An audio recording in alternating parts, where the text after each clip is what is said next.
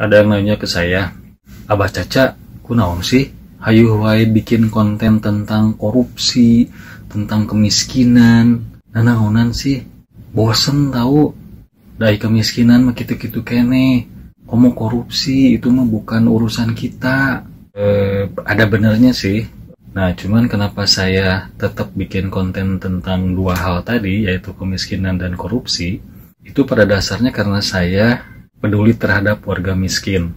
Sejak tahun 2017, saya bikin yayasan yang orientasinya bagaimana caranya membantu warga miskin, tapi caranya tidak sama dengan yang dilakukan oleh orang lain.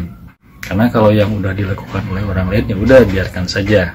Nah, tinggal gimana caranya kita pakai cara baru yang merupakan perbaikan dari cara yang lama.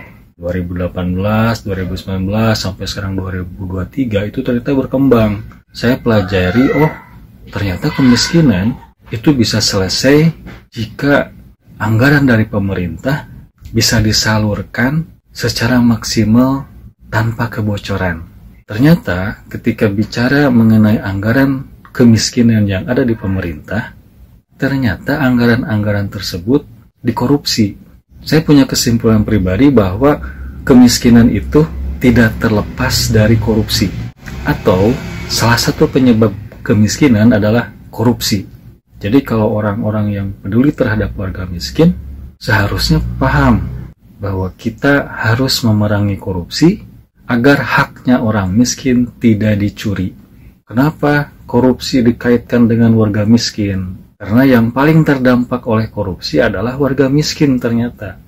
Karena kalau warga kelas menengah, kelas atas, mereka mah santai-santai saja.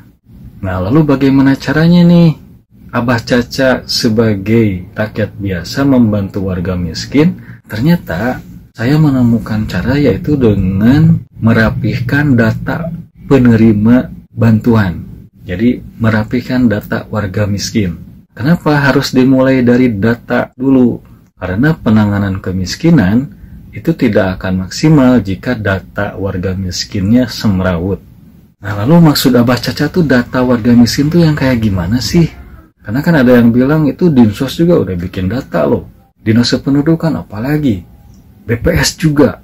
Oh, ternyata data yang dimaksud oleh Abah Caca itu berbeda dengan data-data yang dibuat oleh instansi-instansi yang tadi saya sebutkan.